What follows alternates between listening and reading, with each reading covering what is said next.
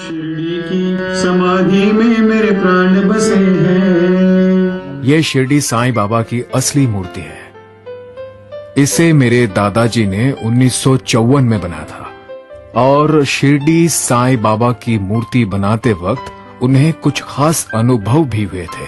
किसी भी मूर्ति को बनाने के लिए प्रोफाइल फोटोग्राफ बहुत महत्वपूर्ण होता है, यहाँ वो उपलब्ध नहीं था। मेरे दादाजी ने काम शुरू किया। उन्होंने पहले मिट्टी का मॉडल बनाया।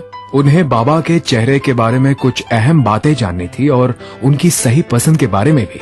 उन्होंने बाबा से प्रार्थना की, अगर आप हमारी सहायता करेंगे तो ये मूर्ति दुनिया में बेमिसाल मूर्ति बन जाएगी। एक दिन वो सुबह 7 बजे स्टूडियो खोलने आ गए। इससे पहले वो लाइट जला पाते, उन्होंने रोशनी की एक चमक देखी और बाबा स्वयं वहां थे। ये वही पवित्र स्थान है जहां बाबा प्रकट हुए थे। मेरे दादाजी ने बाबा का तेजस्वी मुखमंडल देखा।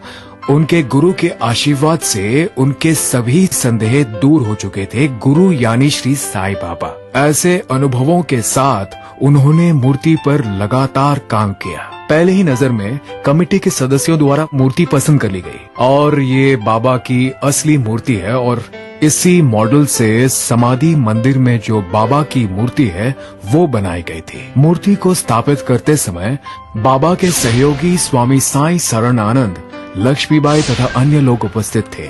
ये लोग मूर्ति देखकर बहुत प्रभावित हुए क्योंकि इन लोगों ने व्यक्तिगत रूप से बाबा को जीवित देखा था। इन लोगों ने मेरे दादाजी से कहा, बाबा इस मूर्ति के रूप में जीवित वापस आ गए और वे बहुत ही ज्यादा खुश थे। मूर्ति को तराशते समय एक बहुत अनोखा चमत्कार हुआ था।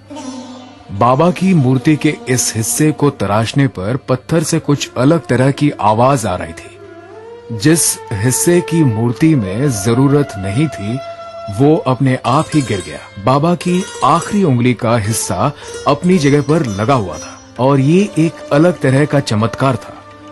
मेरे ख्याल से शिरडी साईं बाबा वहां उपस्थित थे और दादाजी का हथौड़ा उन्हीं की कृपा से चल रहा था और उन्होंने ही ये सब कुछ किया।